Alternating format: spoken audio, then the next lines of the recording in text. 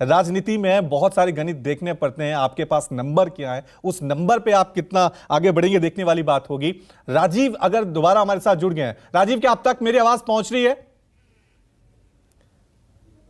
ठीक है राजीव तक अभी भी हमारी आवाज नहीं पहुंच रही है, दोबारा जुड़ने की कोशिश करेंगे। लेकिन अब सीधा सीधा सवाल जो उठाए हैं आम आदमी पार्टी ने वो कांग्रेस पे उठाए हैं। उमाशंकर जी, सुना होगा आपने ज्ञानेंद्र जी को कि क्लैरिटी नहीं है, अभी क्लैरिटी नहीं है कांग्रेस को। दूसरी तरफ उन्होंने शर्तें रख दी हैं कि भाई हमसे मध्य प्रदेश ले लो, राजस्थान ले लो, लेकिन दिल्ली और पंजाब छोड़ दो।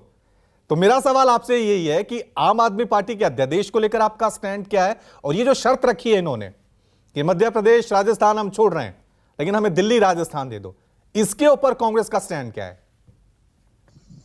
देखिए रवि जी, जब बारिश का मौसम आता है, छोटे तालाब, नाले, पोखरे बड़ी जल्दी भर जाते हैं। मुझे लगता है आम आदमी अपनी अहंकार और आत्ममुग्धता की आदत को छोड़ना पड़ेगा। दिल्ली में इनकी सरकार के पहले हमारी सरकार थी, पंजाब में इनकी सरकार के पहले हमारी सरकार थी। इनको बोलने से पहले आत्म मंथन करना चाहिए और अपने गिरेबान में झांक कर एक बार देख लेना चाहिए कि ये बातें क्या कर रहे हैं। 6 राज्यों में कांग्रेस पार्टी की सरकार है, 11 करोड़ से ज्यादा लोगों ने लोकसभा में कांग्रेस पार्टी को वोट दिया। तमाम राज्यों में हमारे एमएलए और विधायक हैं। आज भारतीय जनता पार्टी के लगभग 1200 विधायक हैं पूरे देश में, और करीब 850 विधायक कांग्रेस पार्टी के हैं पूरे देश में। ऐसी स्थिति में जब आम आदमी पार्टी के प्रवक्ता इस तरीके की बात करते हैं तो निश्चित रूप से आपके दर्शक भी आम आदमी पार्टी पर हंस रहे होंगे। हिमाचल प्रदेश भी ये गए थे चुनाव लड़ने, हाँ गोवा भी गए थे, गुजरात भी गए थे, क्या हश्र हुआ? हिमाचल प्रदेश में तो इनका प्रदेश अध्यक्ष की पार्टी छोड़ के भाग गया, 0.01% वोट भी नहीं मिले इनको ठीक से, और बातें इतनी बड़ी बड़ी करेंगे कि अरविंद केजरीवाल जी तो गुजरात में लिख के आए थे कि सरकार हमारी बन रही, लिख के ले लो। तो इस तरीके से अहंकार और आत्ममुग्धता से आम आदमी पार्टी को बचना चाहिए। अभी राजनीति में बिल्कुल नए हैं, बच्चे जैसे हैं, अपनी पार्टी पहले बचा ले। ऊपर नीचे से इनके सारे मंत्री एक एक करके जेल जा रहे हैं, और तमाम तरीके का जो दोहरा चरित्र है वो भी स्पष्ट रूप से देश और दुनिया देख रही है कि कितने बड़े बड़े आदर्श स्थापित किए थे आम आदमी पार्टी ने चुनाव के पहले। वो सारे आदर्श एक एक करके धराशायी हो गए। मैं इनके आलीशान बंगलों की बात नहीं कर रहा हूं, वैगन आर में चलेंगे उसकी बात नहीं कर रहे हैं, बेटे की शपथ लेकर प्रदेश के बाहर नहीं जाऊंगा मैं उसकी बात नहीं कर रहा हूं।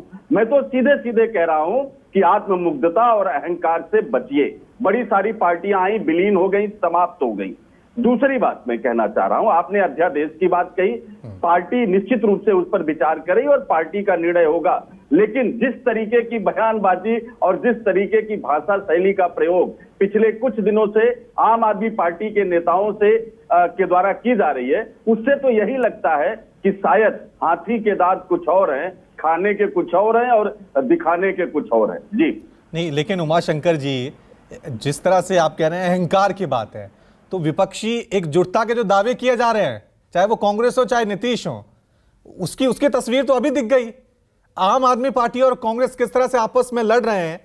अगर इसी तरह से टकराव होगा तो विपक्ष एकजुट कैसे होगा, और उसमें कांग्रेस की भूमिका क्या बड़े भाई वाली होगी? यही तो सवाल उठ रहा है ना।